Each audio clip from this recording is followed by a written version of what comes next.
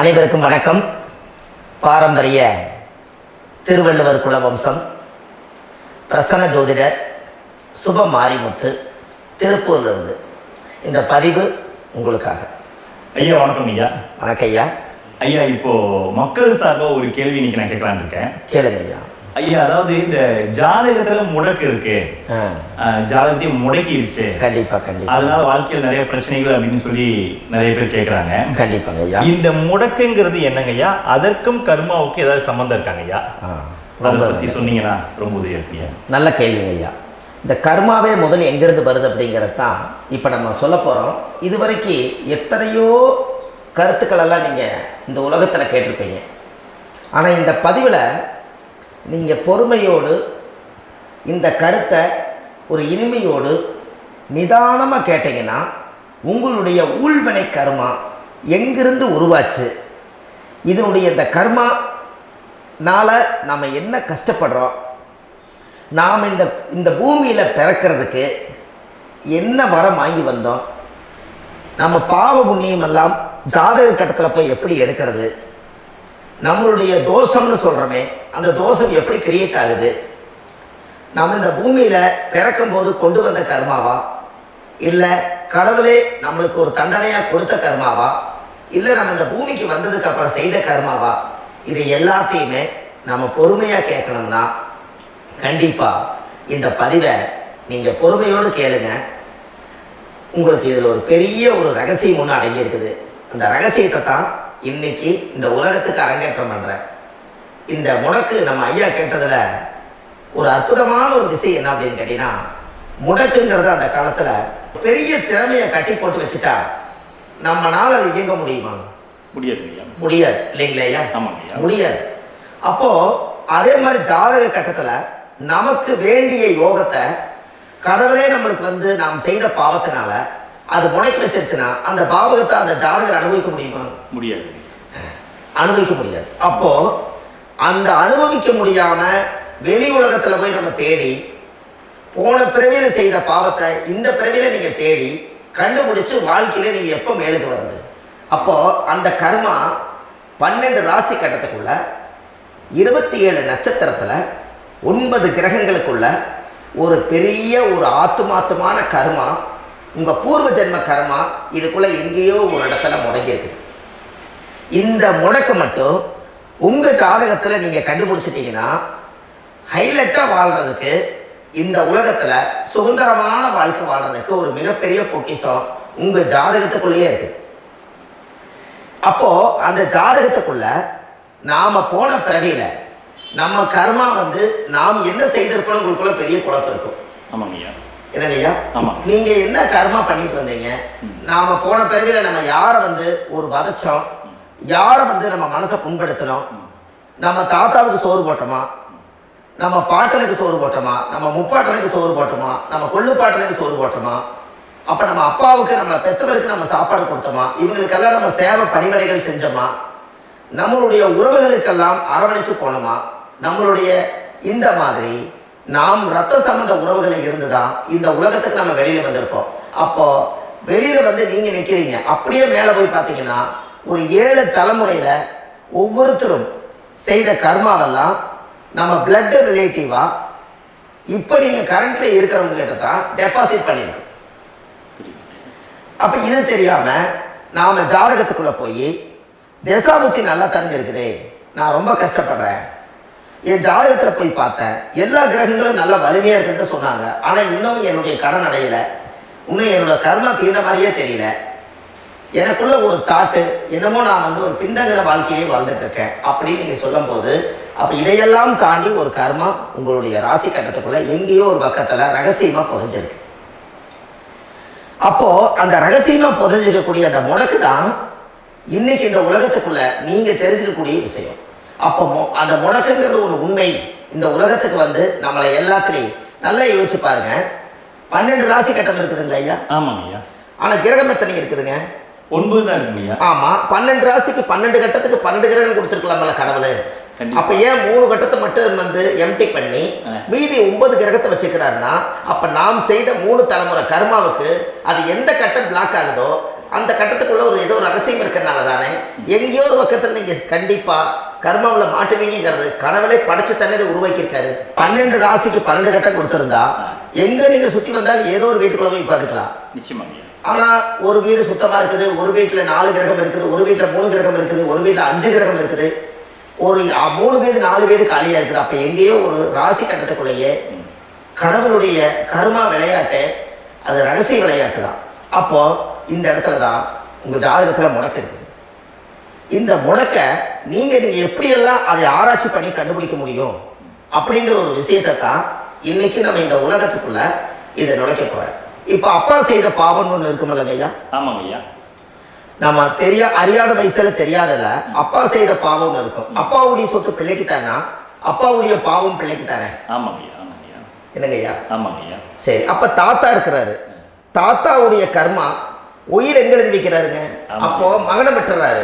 அப்ப தாத்தா மாதிரியே முகம் இருக்குது, தாத்தா மாதிரியே அவருடைய நடை உடை பாவனை இருக்குது, அவர் தாத்தாவுடைய ஜீனு தான் அப்படின்னு இவர் சொல்லும் போது அப்ப தாத்தாவுடைய சொத்து பேரனுக்கு சொந்தம்னா தாத்தாவுடைய பாவம் எங்க போகுங்க?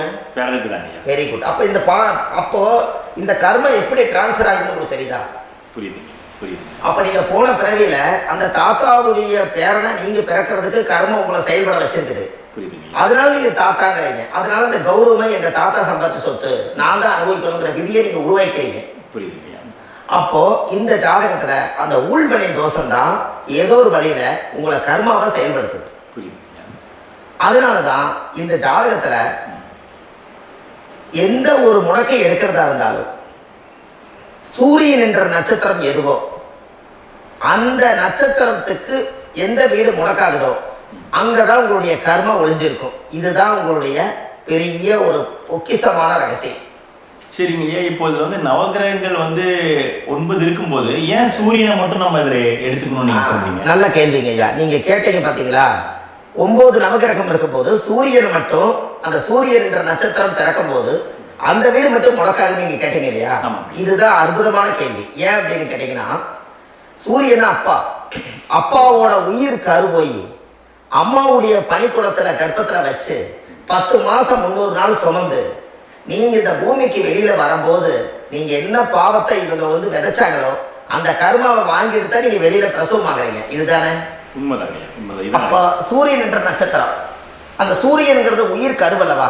அப்பாவுடைய உயிரணுக்கள் அம்மாவுடைய கருவிக்குள்ள போய் நாம குழந்தை வடிவத்துல இருந்து 300 நாள் பாவ உன்னித்த பதிவுல ஏட்டு எழுதி ஒரு ஜாதகத்தை கையில கொடுத்து பிறந்த உடனே உங்களுக்கு ஒரு ஏட்டை பெரட்டி நீ இப்படித்தான் விதி, இனிமேல் இப்படித்தான் நீ வாழணும்னு சொல்லி உங்க கர்மாவை நீங்க கர்மாவோட தானே வெளியில பிறக்கிறீங்க. அப்ப சூரியன் என்ற நட்சத்திரம் தானே இந்த உலகத்துக்கு ஒரு பெரிய ஒரு மகத்துவம். இப்ப பாருங்க, விடிய வரைக்கும் நம்ம முடிச்சுட்டு இருக்கிறோம். காலையில சூரிய உதயமான அவங்கவுங்க செயல்படுறோம். மீறி எல்லா கிரகங்களுக்குமே வெளிச்சத்தை கொடுக்கக்கூடிய சக்தி சூரியனுடைய பிம்ப ஒளிக்குத்தான் உண்டு. என்னங்கய்யா? அதனாலதான் மேசம் உச்ச வீடுன்னு சொல்லி மேசத்தை உச்சம்னு சொல்லி சூரிய உச்சத்தை அங்கதான் வச்சாங்க. அப்போ அந்த காலச்சக்கரத்துக்கு 5ஆம் இடம் பூர்வ புண்ணியஸ்தானத்துல போய் சிம்மத்துல கொண்டு போய் சூரியனை ஆட்சி விடுன்னு வச்சாங்க. அப்போ சூரியன்ல இருந்துதான் அந்த மையப்புள்ளி உருவாகுது. அப்போ உங்களுடைய ஜாதகத்துல அந்த சூரியனாகப்பட்டவர் பிறக்கும் போது நீங்க உங்க ஜாதகத்தை நீங்க எடுத்துக்கங்க ஐயா.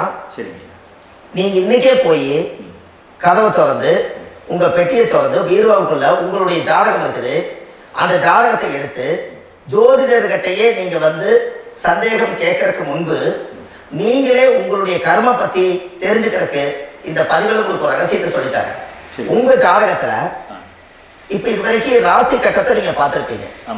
ஆனா பாதசாரம்னு ஒண்ணு இருக்கும் இல்லைங்களா? ராசிக்கு பாதசாரம்னு ஒண்ணு இருக்கும். சூரியன் என்ன நட்சத்திரத்துல இருக்குது, சந்திரன் என்ன நட்சத்திரத்துல இருக்குது, செவ்வாய் என்ன நட்சத்திரத்துல இருக்குது, புதன் என்ன நட்சத்திர கால நிற்குது, இது எல்லாமே அந்த சாரம் இல்லாத ஜோதிடம் சோரம் போய்விடும். அதனால அந்த சாரத்தை நிற்கிறது பத்தியில கிரகம்.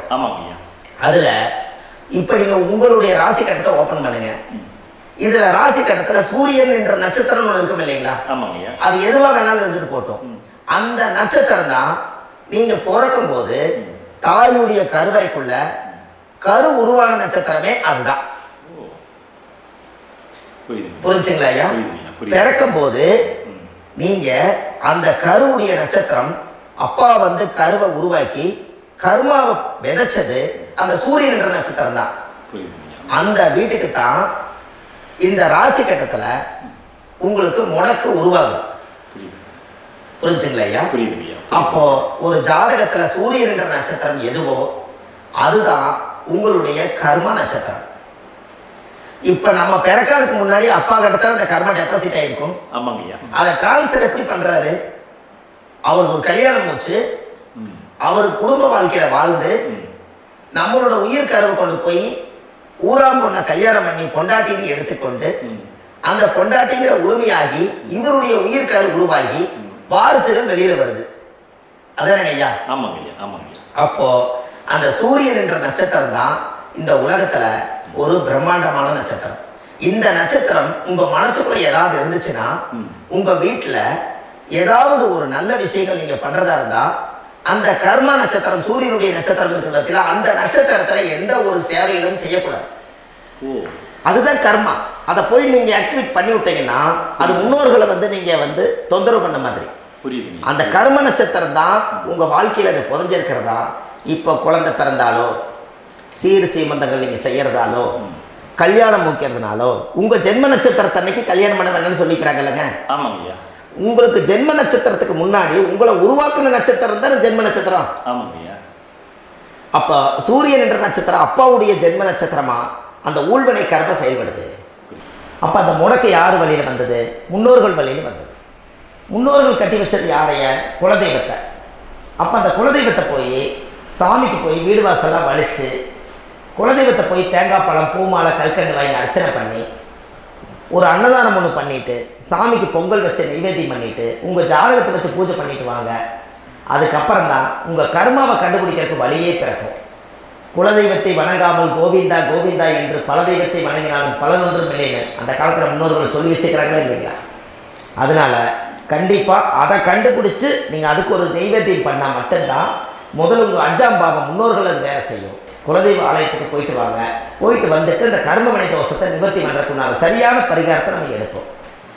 அப்போ உண்மையாலுமே ஒரு ராசி கட்டத்துக்குள்ள இந்த மாதிரி ஒரு அந்த கர்ம தோஷம் இருப்பதனால இந்த கர்மா தோஷத்துக்கு அந்த முடக்க தோஷங்கிறத நீங்கள் எடுத்து அதை கண்டுபிடிச்சி அந்த சூரியன் என்ற நட்சத்திரம் எந்த ராசி கட்டத்தில் போய் முடக்காயிருக்குதோ அந்த முடக்கு எந்த பாவகம் வந்து நம்மளுக்கு லாக் ஆகிருக்குதோ அந்த பாவகத்துக்கு உண்டான பரிகாரங்கள் அதுக்குரிய ஸ்தலங்கள் அந்த கோவில்களில் போய் சுவாமிக்கு தேங்காய் பழம் பூமாலை கல்கண்டு வாங்கி அர்ச்சனை பண்ணி நீங்கள் அந்த கோவிலுக்குள்ள போய் உட்கார்ந்து சாமி கும்பிட்டு வந்தீங்கன்னா உங்களுடைய ஜாதகத்தில் இருக்கக்கூடிய அந்த முடக்கு தோசை நீங்கி வாழ்க்கையில் நீங்கள் எதை சாதிக்க வந்தீங்களோ அந்த சாதனையை நீங்கள் சாதிச்சுட்டு இருப்பீங்க. புரிஞ்சுங்களா ஐயா? இல்லை, தெளிவாக புரியுதுங்க. ஏன் அப்படின்னா அந்த முடக்கு நட்சத்திரத்துக்குள்ள தான் ஒரு தோஷம் இருக்குது. இப்போ அந்த காலத்தில் பாருங்க ஐயா, முன்னோர்கள் எல்லாம் நிறைய பேர் கோவில் கட்டி வச்சுட்டு போயிருக்காங்களா இல்லைங்களா? ஆமாங்க. இந்த கோவில் எதுக்காக கட்டி வச்சுக்கிறாங்கன்னா அவங்க கட்டினவங்களுக்கும் அந்த முடக்கு தோஷம் இருந்திருக்குது. ராஜாக்கள் இருந்திருக்குது, மன்னர்கள் காலத்தில் இருந்திருக்குது, ஜமீன்தார் காலத்தில் இருந்திருக்குது. இப்போ அவங்களுடைய அமைப்புகள் எல்லாமே முன்னோர்கள் என்னமோ அறியாமல் தெரியாத தன்னடக்கம் இல்லாத ஒரு கர்மாவை செஞ்சுட்டாலும் அதுக்குரிய பரிகார ஸ்தலங்களை கொண்டு போய் அந்த காலத்திலே ஜாதகம் பார்த்து நம்ம வந்து முன்னோர்களுடைய பாவத்தை நாம் செய்த பாவத்தையும் தீர்த்துட்டு நமக்கு கீழே அடுத்த சந்ததிகள் அடுத்த தலைமுறைகள் வந்தாலும் இந்த கோவில்களுக்கு வந்து விளக்கு போட்டு சாமி கும்பிட்டு இந்த மண்ணை மிதிச்சுட்டு போனால் அன்னையோட அந்த கர்மா தீருங்கிறது அந்த காலத்திலேயே முடக்கு தோச பரிகாரத்தை கோவில் வழியில் அந்த காலத்தில் திசை திருப்பி வச்சுருக்காங்க. அப்போ நீங்கள் கோவிலுக்கு போகாமல் கண்டிப்பாக இந்த பரிகாரத்தை நீங்கள் உடைக்க முடியாது. ஏன் உடைக்க முடியாதுன்னா இப்போ நீங்கள் எத்தனை வருஷம் வாழ்கிறீங்க ஐயா? இன்னும் ஒரு 50 வருஷம் 120 வருஷமே வச்சுக்கோங்க. சூரிய திசை 6 வருஷம், சந்திர திசை 10 வருஷம், செவ்வாய் திசை 7 வருஷம், ராகு திசை 18 வருஷம், குரு திசை 16 வருஷம், சனி திசை 19 வருஷம், புதன் திசை 17 வருஷம், கேது திசை 7 வருஷம், சுக்கிர திசை 20 வருஷம். இப்போ நான் சொன்ன டோட்டலெல்லாம் கூட்டிங்கன்னா 120 வருஷம் வரும். இது ஒரு மனிதர் பிறந்து பூர்ண ஆயுளோடு வாழ்ந்தால் இந்த 120 வருஷம் வாழ்ந்தால் அவர் இந்த பூலோக பதவி விட்டு சிவலோக பதவி போயிடுவார். அதுக்கு பேர் தான் பூர்ண ஆயுள் என்று பொருள். அப்ப இந்த பூர்ண ஆயுள வாழ்ந்தவருக்கு 120 வருஷம். கோயில் எத்தனை வருஷம் வாழ்ந்துங்க ஐயா? கோயில் ஒரு கோயில் பழங்காலத்து கோயில் எல்லாம் எத்தனை வருஷம் வாழுதுங்க? 12 வருஷத்துக்கு கும்பாபிஷேகம் பண்ணுவாங்க. அது ஓகே, அது பரவாயில்ல. 12 வருஷத்துக்கு ஒருக்கா பழச புதுப்பிச்சு கும்பாபிஷேகம் பண்ணி மறுபடியும் அதுக்கு பவர் ஊட்டி சக்தி ஊட்டி அதுக்கு உருவேற்றுறாங்க. நான் சொல்றது கோயில் 5000 வருஷம் 4000 வருஷம் பெரிய பெரிய சித்தர்கள், மகான்கள், ரிஷிமார்கள், யோகிகள், சித்தர்கள் இவங்களெல்லாம் போய் கோவில்லையே சிவனையும் பெருமாளையும் வழிபாடு பட்டுட்டு கோவில்லையே ஒரு ஓரத்துல ஜீவசமாதி ஆயிட்டாங்கன்னு பழைய கால கோயில சித்தர்கள் குடியிருக்காங்களா இல்லைங்களா? இருக்காங்கல்லங்க ஐயா. அப்போ நாம 120 வருஷம் வாழ்றோம், கோவில் 5000 வருஷம் வாழுது. எங்க சக்தி அதிகமா இருக்குன்னு சொல்லுங்க? கோயில் தான், அதோட மாற்றம் இல்லைங்களே. அப்ப கோவில தான் அந்த சக்தி இருக்குது நீங்க சொல்றீங்க. அப்போ உங்களுடைய கர்மாவை உடைக்கிறதுக்கு 120 வருஷம் பெருசா 5000 வருஷம் பெருசான்னு சொல்லுங்க? 5000 தான். அப்ப 5000 வருஷம் உள்ள அலைகள் வந்து எத்தனை அந்த சிவனுக்கு ஒரு சிவன் கோயிலே உங்களுக்கு முடக்கு தோஷத்துக்கு ஒரு கோயில் வருதுன்னு வச்சுக்கோங்க. அந்த கோவில்ல எத்தனை முடக்குகளுக்கு உண்டான கோவில்கள், எத்தனை பழங்களை ஊற்றி சாமிக்கு அபிஷேகம் பண்ணியிருப்பாங்க, எத்தனை பால் கூட ஊற்றிருப்பாங்க, பன்னீர், தேன், இளநீ, மஞ்சள் நீர், திருமஞ்சனம், அபிஷேகம், பொங்கல், நைவேத்தியம் இத்தனையும் செஞ்சு அந்த சிவனை வந்து சிவனாக பார்த்து அந்த கருவறைக்குள்ள ஒரு கிராணங்கள் வரும்போதும் கூட பாதுகாப்பு பண்ணி வச்சு நல்ல சக்தியோட அந்த கருவறையை புத்தியோட அவங்க வேலை செஞ்சு அந்த காலத்தில் வச்சிருக்காங்களா இல்லைங்களா? வச்சிருக்காங்க. அப்போ நம்ம வீட்டை அவ்வளோ சுத்தமாக வச்சிருக்க முடியுமா? என்னதான் வாஸ்து இருந்தாலும் முடியாது இல்லைங்களா? அப்போ அவ்வளவு ஒரு பவர்ஃபுல்லான கோவில் அந்த முடக்க தோஷத்துக்குள்ள ரகசியமா அந்த கோயில் அடங்கி இருக்குது. உங்க ஜாதகத்துக்குள்ள உண்மையாலுமே ஊழ்வினை கோயில், கர்மவினை கோயில் அதுக்குள்ள இருக்குது. அந்த ஜாதகத்தை கணிச்சு பார்த்தா கரெக்டா உங்களுடைய ஜாதகத்துல அப்பாவுடைய கருவறையிலிருந்து உயிர் உருவாகிற நேரத்துல இருந்து இப்ப வரைக்கும் நீங்க கரண்ட்ல வாழ வரைக்கும் அந்த கர்ம கூட வர்றத ஒரே ஒரு இடத்துல போனா மட்டும்தான் விட்டுட்டு வர முடியும். அது எந்த வீடு அப்படின்னு கேட்டா உங்களுக்கு வந்து அப்பாவுடைய கர்மாவளியில போய் அந்த கோவில், பழையகால கோயில், பழையகால தெய்வங்கள், அந்த கோவில் தான் உங்க ஜாதகத்துக்குள்ள ரகசியமா இருக்கும். அது ஏன் இந்த பதிவுல உங்களால சொல்ல முடியாது அப்படின்னா, இந்த பதிவுல ஏன் சொல்ல முடியாதுன்னா உங்க ஜாதகம் தெரியாம என்ன கோயிலை நீங்க சொல்லுவீங்க? புரியுதுங்க. இப்ப பொதுவா ஒரு நட்சத்திரத்துக்கு ஏதோ ஒரு கோவில அவங்க சொல்லி நீங்க போயிட்டு வரீங்கன்னு வச்சுக்கோங்க. ஆனால் அது வேலை செய்யலைன்னா நம்மளுக்கு என்னங்க இவ்வளவு கஷ்டப்பட்டு போய் அந்த பலனடையிலேயே கேள்வி கேட்டக்கூடாது. உங்க ஜாதகத்தை நீங்க கொண்டாங்க, உங்க டேட் ஆஃப் பர்த் டயத்தை போட்டு ஜாதகத்தை கணிச்சு நீங்க சூரியன் என்ற நட்சத்திரத்துக்கு உங்களுடைய கர்மவினை கோவில் யாரு, உங்களுடைய முடக்கு யாரு, ஊழ்வினை தோஷத்துக்கு உண்டானவர் யாரு, தாய் வழி கர்மா யாரு, தந்தை வழி கர்மா எது, நீங்க பிறக்கும் போது வந்த கர்மா என்ன, இது எல்லாம் கணிக்காம பொதுவா ஒரு கோயில்ல போய் நீங்க வாட்டுக்கு சாமி கும்பிட்டு வந்தால் பலன் எப்படி கிடைக்கும்? கண்டிப்பா கிடைக்கும் ஐயா. என்னங்க ஐயா, அது தெரிஞ்சு பண்ணாதான் சரியா? ஒரு டாக்டர் கிட்ட போறீங்க, எனக்கு என்னை அப்படியே ஸ்கேன் பண்ணி ஒரே ஒரு மாத்திரை கொடுங்கன்னு கேட்டா டாக்டர் கொடுப்பாருங்களா? இல்லைங்க ஐயா. அவர் என்ன பிரச்சனை இருக்குதோ அதை முதல்ல கண்டுபிடிச்சு ஸ்கேன் பண்ணி பார்த்து ரிப்போர்ட் எடுத்து அது மூலியமா தான் கொஞ்சம் எடுத்து ஐயா உங்களுக்கு இந்த பிரச்சனை, இதுக்கு தீர்வுக்கு இதுக்குண்டான மெடிசன், இது இப்படித்தான் சாப்பிடணும்னு முறையா சொல்லி அந்த உயிர் வாழ வைக்கிறாரு டாக்டர். அவர் ஒரு தெய்வ வடிவத்துல. கரெக்டுங்களா ஐயா? அப்போ உங்களோட கர்மா எங்க செயல்படுது அப்படின்னா இந்த முடக்க நீங்க இந்த பதிவுல தெரிஞ்சுக்கங்க. அதுக்குரிய நட்சத்திரம் என்னன்னு தெரிஞ்சு வச்சுக்கோங்க. உங்க ஜாதகத்துல சூரியன் என்ற நட்சத்திரத்தை எடுத்துக்கங்க. அந்த வீட்டுக்கு முடக்க இந்த பதிவுல எந்த வீடு லாக் ஆயிருக்குதுங்கிறத நான் உங்களுக்கு இந்த வீட்டுல சொல்றேன். அந்த வீட்டு நீங்க பாருங்க, உங்களுடைய லக்கணத்துக்கு அது எந்த வீடு. இப்ப லக்கணத்துக்கு ஒரு 7வது வீடுனே வச்சுக்கோங்க. அப்போ லக்கணத்துக்கு 7வது வீடே முடக்கு. அப்படி ஒரு முடக்க ஆயிப்போச்சுன்னா ஒரு ஜாதகத்துல லக்கணம் தான் 1, 7ஆம் இடம்ங்கிறது மனைவி ஸ்தானம். ஒரு ஆணுடைய ஜாதகத்துக்கு 7ஆம் இடம் தான் மனைவி. அவருக்கு நல்ல மனைவி அமையாம ஆடம்பரம் இருந்தும் வீடு அரண்மனை மாதிரி இருந்தும் அந்த மனைவி ஒரு சந்தோஷமா அவர் அனுபவிக்க முடியாது. புரிஞ்சுங்களா ஐயா? சந்தோஷமா அனுபவிக்க முடியாது. ஏன் அப்படி? 7ஆம் இடத்துல தான் அவரோட கர்மம் உட்கார்ந்து இருக்குது. கரெக்டா சொன்னீங்க. 7ஆம் இடத்துல தான் அந்த கர்மம் உட்கார்ந்து இருக்குது. அப்ப அந்த 7ஆம் இடத்துல இருக்கக்கூடிய அந்த கர்மா போன பிறவியில நீ மனைவிக்கு சோறு போடாம மனைவியை கட்டி வச்சு அடிக்கிறதும், மனைவியை துன்புறுத்துறதும், அந்த மனைவி இருக்கவே இன்னொரு வாழ்க்கைக்குள்ள போறதும், இங்க வாழ வேண்டிய தாம்பத்திய சந்தோஷத்தை கொண்டு போய் இன்னொரு இடத்துல கொடுக்கறதும், தெரிஞ்சிருந்தே நம்மளுடைய மனசுக்குள்ள திருடுத்தனமா வாழ்றதும், இது எல்லா கர்மாவும் போன பிறவியில நாம் செய்த ஊழ்வினை கர்மா தான் உங்க ஜாதகத்துல 7ஆம் இடம் முடக்கு. அப்போ அந்த 7ஆம் இடம் முடக்கா இருந்துச்சுன்னா கண்டிப்பாக உங்கள் ஜாதகத்தில் நீங்கள் என்ன அனுபவிச்சிட முடியும்? நல்ல நண்பர்கள் கிடைக்க மாட்டாங்க, நல்ல ஒரு பார்ட்னர்ஷிப் அமையாது, நல்ல ஒரு நட்பு வட்டங்களில் எதையும் அனுபவிக்க விடாது, ஒரு அங்கீகாரமான உறவுகளில் போய் நம்ம ஸ்ட்ராங்காக நிற்க முடியாது. 7ஆம் இடம் என்பது தாம்பத்திய வாழ்க்கை, பூர்த்தி இல்லாத வாழ்க்கையாக இருக்கும். இப்படியெல்லாம் அந்த ஜாதகத்தில் ஒரு பொதுவாக ஒரு ஜாதகத்தில் 7ஆம் பாவம் முடக்காயிட்டால் இந்த கர்மாவை அவர் அனுபவிச்சுக்கிட்டே இருப்பார். இது எப்பத்தான் அதுக்கு ஒரு தீர்வு வேணுங்க ஐயா? அந்த கோயில் எதுன்னு கரெக்டாக சொன்னீங்க. இப்போ இது மனிதனால செயல்படுது. மனிதர்கள் தான் கோயிலை கட்டி வச்சாங்க. தெய்வத்தை விட ஒரு காலத்தில் மனிதர்களுக்கு மகிமை ஜாஸ்தி. ஏன்னா சாதாரண ஒரு மண்ணு பூமியாக இருந்த இடத்த மனிதர்கள் தான் கோயில் கட்டி ஒரு மகிமைப்படுத்தி புண்ணியம் பண்ணி வச்சாங்க. மனிதர்களுக்கு சக்தி அதிகம்தான், ஆனால் பிரபஞ்சத்துக்கு அதை விட சக்தி அதிகம் அல்லவா? ஐயா, நீங்கள் கோவிலுக்கு போய் அந்த கர்மா உடைக்கிறதுக்கு கோவிலில் சக்தி இருக்குது, ரைட்டு. ஆனால் நம்ம வீட்டுக்கும் கோயிலுக்கும் ஒரு மிகப்பெரிய தொடர்பு என்னென்னா, அந்த கோயில் கட்டுறவங்க எல்லாமே பழைய காலத்து கோயிலெல்லாம் பாருங்கள், பஞ்சபூதத்தை வச்சு கட்டியிருப்பாங்க. சரிங்க. பஞ்சபூதத்தை எப்படிங்க? பஞ்சபூதத்தை வச்சு தான் கட்டுவாங்க கோயில். அது உங்களுக்கு தெரியணும் இல்லைங்களா? பஞ்சபூதம்னா நீர், நெருப்பு, காற்று, பூமி, ஆகாயம்.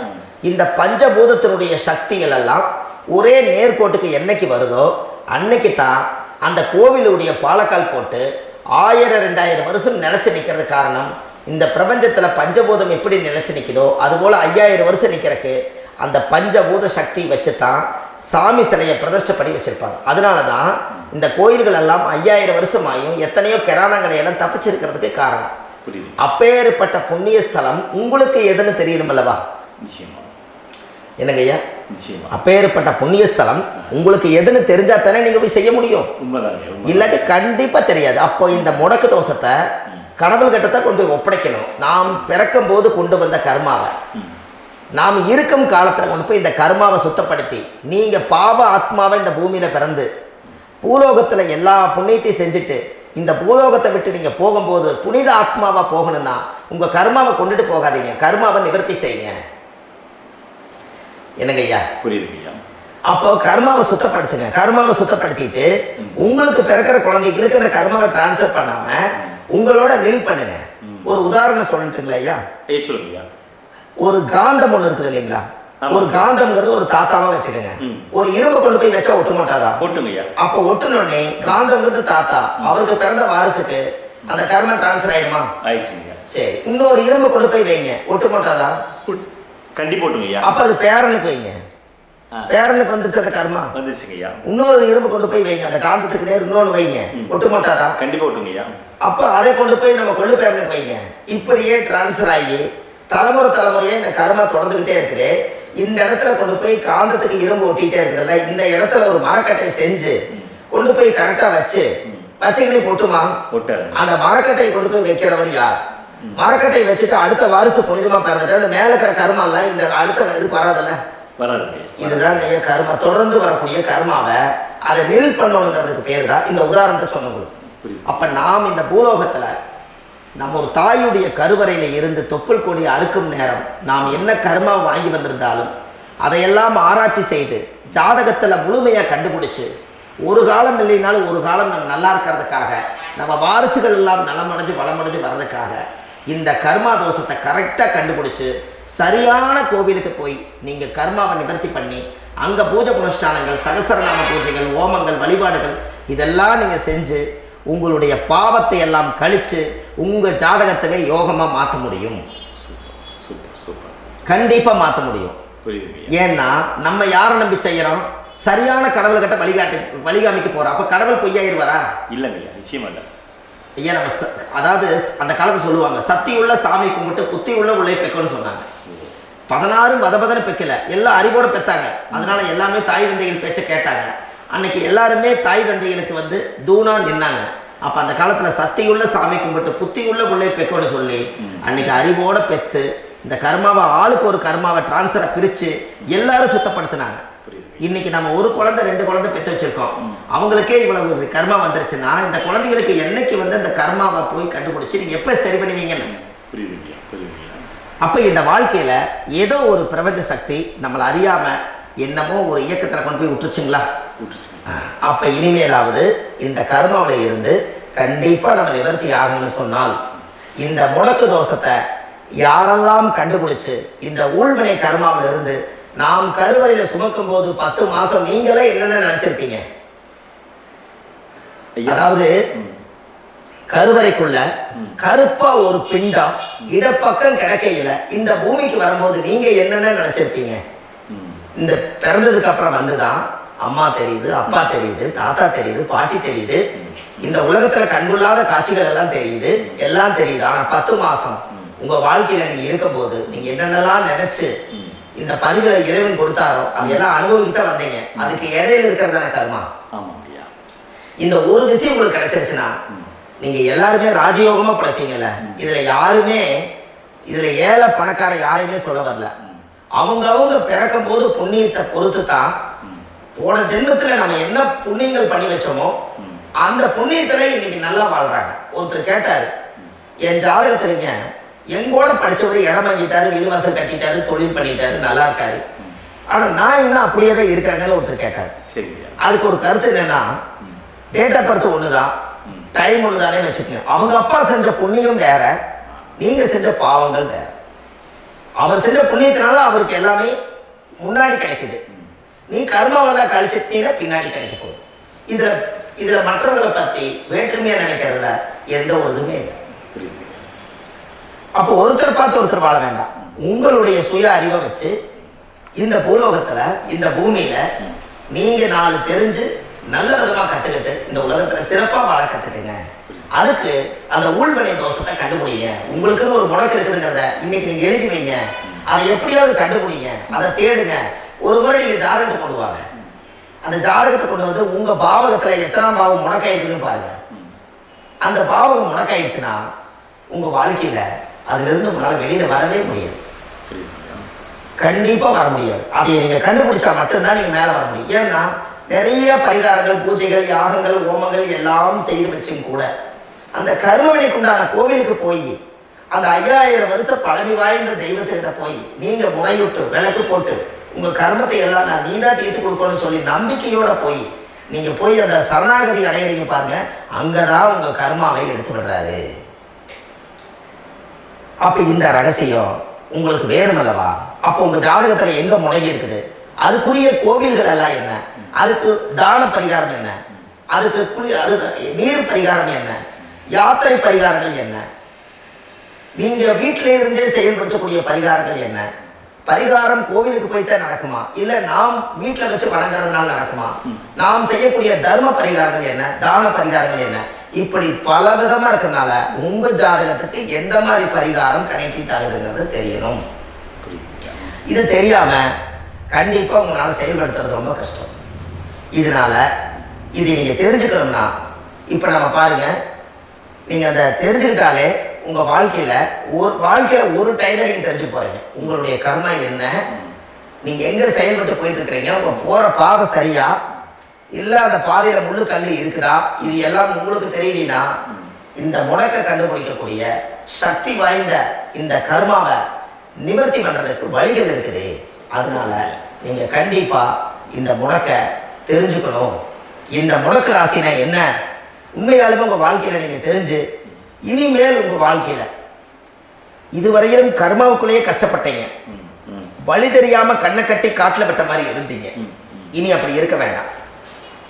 உங்க ஜாதகத்துல 12 ராசி கட்டத்துல 9 கிரகம் போகும், மீதி 3 கிரகம் 3 கட்டம் வந்து உங்களுக்கு எங்கேயோ ஒரு பக்கத்துல 3 கட்டம் எம்டியத்தை இருக்கும். கரெக்டுங்களா? அது இல்லாம ஒரு ஜாதகம் பிறக்காது. ஏன்னா 9 கிரகத்துக்கு 9 கணக்கு போட்டால் 3 கட்டம் எம்டியத்தை நிற்குது. அந்த கட்டத்துக்குள்ள எந்த நட்சத்திரத்துல, எந்த சாரத்துல, எத்தனாவது டிகிரியில, எத்தனாவது பாதசாரத்துல, எத்தனை வெகுளையில, எத்தனை செகண்டுக்குள்ள இந்த கர்மா உள்ள புகுந்து உங்களை செயல்படுத்துதுங்கிறத கண்டிப்பா உங்க ஜாதகத்தை கொடுங்க. பார்த்து இந்த விஷயத்தை சொல்றேன், நீங்க அந்த இடத்துக்கு போய் நிவர்த்தி பண்ணிட்டு உங்க வாழ்க்கையில கொஞ்சம் காலம் வாழ போறீங்க. பாருங்க, பிறந்ததுலேருந்து 20 வருஷத்துக்குள்ள இளமையா வாழ்றீங்க, குழந்தையா வாழ்றீங்க. 20லேருந்து 40 வயசுக்குள்ளதான் உங்களுக்கு ஒரு பொண்ணை பார்த்து கல்யாணம் பண்ணி ஒரு கரு உருவாக்குறீங்க. அதுக்கப்புறம் 40லேருந்து 60க்குள்ள குழந்தை பெற்று கடமை முடிச்சிடுறீங்க. 60 வயசுக்கு மேல ரிட்டையர்ட் ஆயிடுறீங்க.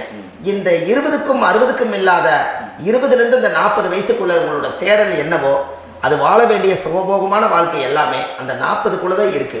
இந்த 40க்குள்ள இருக்கக்கூடிய வாழ்க்கைய இந்த கர்மா தெரியாம காலத்தை வீணாக்க வேண்டாம். வாழ வேண்டிய வயசு நீங்க வாழணும். அதுக்குரிய கர்மாவை நீங்கள் சுத்தப்படுத்துங்க. எப்படியெல்லாம் நீங்கள் சந்தோஷமாக வாழ்கிறீங்கன்னு எனக்கு ஒரு தகவல் கொடுங்க. வேறு லெவலில் நீங்கள் இருப்பீங்க. கண்டிப்பாக இந்த பதிவில் உங்களுக்கு நான் இந்த விஷயத்தை கொடுக்க போகிறேன். இந்த முடக்கு நட்சத்திரங்கள் என்ன அப்படிங்கிறத இந்த பதிவில் நீங்கள் ஒரு நோட்டு ஒன்று எடுத்துக்கோங்க, குறித்து வச்சுக்கோங்க. இதில் இருந்து அவங்கவுங்களுக்கு முடக்கு நட்சத்திரம் என்னங்கிறத இந்த பதிவில் நான் உங்களுக்கு கொடுக்குறேன். இந்த வீடு தான் அது முடக்குங்கிறத சொல்கிறேன். இதையெல்லாம் நீங்கள் தெரிஞ்சு உங்கள் ஜாதகத்திலே நீங்கள் முடக்கு எடுத்து கண்டிப்பாக உங்கள் வாழ்க்கையில் நீங்கள் நல்லா இருப்பீங்க. அதுக்கு ஒரு நோட் எடுத்து வச்சுக்கோங்க. இது வரைக்கும் கர்மாவை பற்றி நம்ம பேசணும். உங்கள் ஜாதகத்தில் சூரியன் என்ற நட்சத்திரத்துக்கு தான் முடக்குன்னு சொன்னீங்களே, எந்த வீடுங்கிற ரகசியத்தை இன்னைக்கு நம்ம எல்லாரும் தெரிஞ்சுக்கலாமா? இத்தனை காலமாக நீங்கள் தெரிஞ்சுக்காத ஒரு ரகசியத்தை இன்னைக்கு உங்கள் ஜாதக கட்டத்தில் நீங்களே முடக்க கண்டுபிடிச்சி அதுக்கு உண்டான பலனை தேட போகிறீங்க. அந்த தேடல் தான் உங்களை கொண்டு போய் உட்கார வைக்க போகுது. ஒரு உதாரணம், உங்கள் ஜாதகத்தில் பாதசாரம் இருக்குது அல்லவா? அந்த பாதசாரத்தில் சூரியன் என்ற நட்சத்திரம், சூரியன் நின்ற நட்சத்திரம் பாதசாரத்தில் கரெக்டாக எடுங்க. சூரியன் என்ற நட்சத்திரம் பரணி நட்சத்திரமாக இருந்தால் சிம்மம் தான் முடக்கு. அப்போ பரணி நட்சத்திரக்காரர்களுக்கு அந்த சிம்மத்தில் வந்து முடக்காயிட்டா, அப்போ உங்கள் லக்னத்துக்கு அது எத்தனாம் பாவமோ அந்த பாவகம் முடங்கிடும். அந்த பாவகத்தை நீங்கள் அனுபவிக்க முடியாது. அதிலிருந்து தான் உங்கள் கர்மாவே அங்கே ஒழிஞ்சிருக்கும். அது உங்கள் லக்னத்துக்கு அந்த சிம்மம் எத்தனாவது வீடுன்னு உங்களுக்கு தெரியும். ஒன்று ஜோதிடர்களுடைய அணுகி போனால் அந்த கர்மா என்னங்கிறத கண்டுபிடிச்சு சொல்லுவாங்க. அப்போது உங்கள் வாழ்க்கையில் பரணி நட்சத்திரத்தில் சூரியன் என்ற நட்சத்திரம் அது பரணியாக இருந்தால் அந்த சிம்ம ராசியில தான் முடக்கு இருக்கும். அப்போ அந்த சிம்மம் முடக்க போய் ஆலய வழிபாடுகளில் போய் மட்டும்தான் அந்த கர்மாவை சரிப்படுத்த முடியும். தான பரிகாரம், தர்ம பரிகாரம், உங்களுடைய வாழ்க்கையில் எளிமையான உங்கள் வீட்டில் தர்ம வழி பரிகாரத்தை செஞ்சு உங்கள் கர்மாவை சுத்தப்படுத்த முடியும். ஆனால் அந்த ஜாதகத்தில் அது என்ன கர்மான்னு கண்டுபிடிக்காம ஒரிஜினல் பரிகாரம் நீங்கள் செய்ய வேண்டியது என்னங்கிறது ஜாதகம் பார்க்காம உங்களுக்கும் தெரியாது. அப்போ அதை கண்டுபிடிச்சி தானே நீங்கள் கோயிலுக்கு போயிட்டு வரணும். அதை கண்டுபிடிச்சி தானே அந்த பூர்வ ஜென்ம கர்மாவை தொலைக்கணும். அது என்ன வந்து பூஜை யாகம் பண்ணுறீங்க, என்ன ஹோமங்கள் பண்ணுறீங்க, எந்த கோவிலில் போய் வழிபாடு பண்ணுறீங்க, எத்தனை சகஸ்ரநாம பூஜை பண்ணுறீங்க, எந்த ஆலயத்துக்கு என்ன செய்யணுங்கிறத அந்த ராசிக்காரர்கள் அந்தந்த கர்மாவை கண்டுபிடிச்சி இதை நீங்கள் சரிப்படுத்திட்டு வாங்க. உங்கள் வாழ்க்கையில் ஒரு மிகப்பெரிய ஒரு மாற்றம் நடக்கும். அடுத்த பதிவில் இதெல்லாம் நான் உங்களுக்கு இவ்வளவு நேரம் சொல்லியிருக்கேன். இந்த இவ்வளவு நேரம் நீங்கள் சொன்னதில் உங்களோட கர்மானா என்னன்னு இப்போ நீங்கள் தெரிஞ்சுக்கிட்டீங்க. உங்கள் ஊழ்வினை தோஷம்னா என்னன்னு கண்டுபிடிச்சிட்டீங்க. அப்போது இந்த ஒரு ரகசியம் மட்டுமே உங்களுக்கு எங்கே போனால் தீர்வு கிடைக்குங்கிறது மட்டும் அது ஜாதகம் பார்த்து தான் நீங்கள் அதை கண்டுபிடிச்சி அந்த கர்மாவை உடைக்க முடியும். இன்றைக்கு பரணி நட்சத்திரத்தை பற்றி நீங்கள் பார்த்தீங்க. அடுத்த வீடியோவில் உங்களுக்கு கிருத்திகை நட்சத்திரத்தை பற்றி அடுத்த பதிவில் உங்களுக்கு நான் தரேன். நம்ம ஆன்லைன்லேயே ஜாதகம் பார்க்குறோம். உங்கள் date of birth, time, place கொடுத்தீங்கன்னா போதும். உங்களுக்கு ஜாதகத்தை கணிச்சு ஃபோன்லேயே உங்களுக்கு கர்மராசி கண்டுபிடிச்சி உங்களுக்கு உண்டான கர்ம பரிகாரத்தை சொல்லி உங்கள் வாழ்க்கையில் ஒரு வெளிச்சத்தை கொண்டு வர்றதுக்கு என்றைக்கும் உங்களுக்கு உறுதுணையாக இருப்பேன். நீங்கள் கண்டிப்பாக இந்த பதிவுகள் எல்லாம் இது உங்களுக்காகத்தான். இது அதிகாலை நேரத்தில் பிரம்ம முகூர்த்தத்தில் இந்த பதிவை உங்களுக்கு முழுமையாக சமர்ப்பணம் பண்ணுறேன். இதை கற்று இதை வழி நடத்தி இதைய எப்படியெல்லாம் இந்த முடக்க கண்டுபிடிச்சி இப்படியெல்லாம் பேச வச்சு அழகு பார்க்க நம்ம முன்னோர்களுடைய ஆசீர்வாதமும் இந்த முடக்க கண்டுபிடிச்ச குருமார்களும் அவங்களுடைய குடும்ப பாரம்பரிய வம்சாவளிகளும் எல்லாருமே நல்லா இருக்கணும். அதுக்காக இந்த நேரத்தில் நான் வந்து அடியன் சுப மாரிமுத்தாக இருந்து திருப்பூர்லேருந்து இந்த பதிவை உங்களுக்கு நான் கொடுக்குறேன். கண்டிப்பாக இந்த முடக்கு கோயிலுக்கு, இந்த முடக்கு தோஷத்துக்கு உண்மையான பரிகாரங்கள், எளிமையான பரிகாரங்கள் நீங்களே வாழ்க்கையில் செஞ்சு ஆதிகால பரிகாரங்கள் உங்கள் மனசுக்குள்ளே இருக்குது. அதை செயல்படுத்தினா மட்டும் போதும். வாழ்க்கை எங்கேயோ போயிடும். கண்டிப்பாக ஒரு முறை உங்கள் ஜாதகத்தை அனுப்பி வைங்க. உங்களுக்கு நான் பார்த்து பலன் சொல்கிறேன். இன்றைக்கி நான் கொடுத்த பதிவுகள் எல்லாம் உங்களுக்கு ரொம்ப பயனுள்ளதாக இருந்திருக்கும். உங்களுக்கு இது வரைக்கும் எத்தனையோ கர்மமணிகளை பற்றி தெரியாமல் இருந்திருக்கீங்க. இந்த பதிவில் நிறைய கேட்டு தெரிஞ்சுக்கிட்டீங்க. இதெல்லாம் வாழ்க்கையில் ரொம்ப முக்கியமான பரிகாரங்கள், எளிமையான பரிகாரங்கள். நேராக நீங்கள் கடவுளை தான் கெட்டியாக பிடிக்க போகிறீங்க. அந்த பரிகாரங்கள் எல்லாம் செஞ்சு அதிகாரமாக வாழ்ந்து இந்த பூலோகத்தில் நல்ல சிறப்பாக வாழ்றதுக்கு இந்த பரிகாரம் உங்களுக்கு ரொம்ப யூஸ்ஃபுல்லாக இருக்கும். கண்டிப்பாக இந்த பதிவை செய்யுங்க. நம்ம பாரம்பரிய திருவள்ளுவர் குல வம்சம் பிரசன்ன ஜோதிடர் சுப மாரிமுத்து திருப்பூரில் இருக்கேன். 30 ஆண்டு காலமாக நம்ம ஜோதிடம் பார்த்து கொண்டிருக்கிறோம். இவ்வளவு காலமாக எத்தனையோ ஆயிரக்கணக்கான மக்களுக்கு நம்ம ஜோதிடம் பார்த்து வழிகாட்டி நிறைய மக்களுக்கு நிறைய சேவைகள் செஞ்சுருக்கேன். நிறைய கோயில் கட்டி வச்சுருக்கேன், கும்பாபிஷேகங்கள் பண்ணி வச்சுருக்கேன், அன்னதானங்கள் நிறையா பண்ணி வச்சுருக்கேன், புண்ணிய யாத்திரைகள் நிறைய போய் வந்திருக்கேன். மக்களுக்காகவே நான் உங்களுக்கு உழைக்க தயாராக இருக்கேன். இந்த ஜோதிடம் என்னுடைய ஒரு பாரம்பரியமாக என்னுடைய அப்பா தாத்தா முன்னோர்கள் இதெல்லாம் எங்களுடைய குலத்தொழில் இது. அதனால் நாங்கள் பாரம்பரியமாக திருவள்ளுவர் குல வம்சம். வள்ளுவர் வாக்குன்னு யூடியூப் சேனலில் போனீங்கன்னா 1000 பரிகாரங்கள் கொடுத்துருக்கேன். அதுவும் உங்களுக்கு ரொம்ப யூஸ்ஃபுல்லாக இருக்கும். வள்ளுவர் வாக்கு அப்படின்னு போடுங்க. அப்படி இல்லைன்னா சுப மாரிமுத்துன்னு போடுங்க. இதில் பரிகாரங்கள் நிறையா கொடுத்துருப்பேன். கண்டிப்பாக இதெல்லாம் நீங்கள் சந்தித்து நீங்கள் ஒரு சப்ஸ்கிரைப் பண்ணி வச்சுக்கோங்க. நான் போடக்கூடிய பதிவுகள் எல்லாமே உங்களுக்கு நோட்டிஃபிகேஷனாக வந்துடும். அதனால் நீங்கள் ஒரு சப்ஸ்கிரைப் பண்ணி வச்சுக்கோங்க.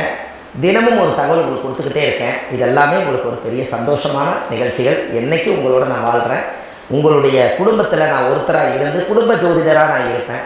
கண்டிப்பாக ஆயுள் உள்ள வரைக்கும் உங்களுக்காக இந்த ஜோதிடத்துக்கு உழைச்சி உங்கள் குடும்பத்தில் ஒருத்தராக நான் ஒரு ரத்த உறவில் நான் இந்த பூர்வ ஜென்மத்தில் உங்களுக்கு நான் கடமைப்பட்டிருக்கேன். கண்டிப்பாக அடுத்த பதிவில் உங்களை நான் சந்திக்கிறேன். வாழ்வது ஒரு முறை, வாழ்த்தட்டும் தலைமுறை. நன்றி, வணக்கம்.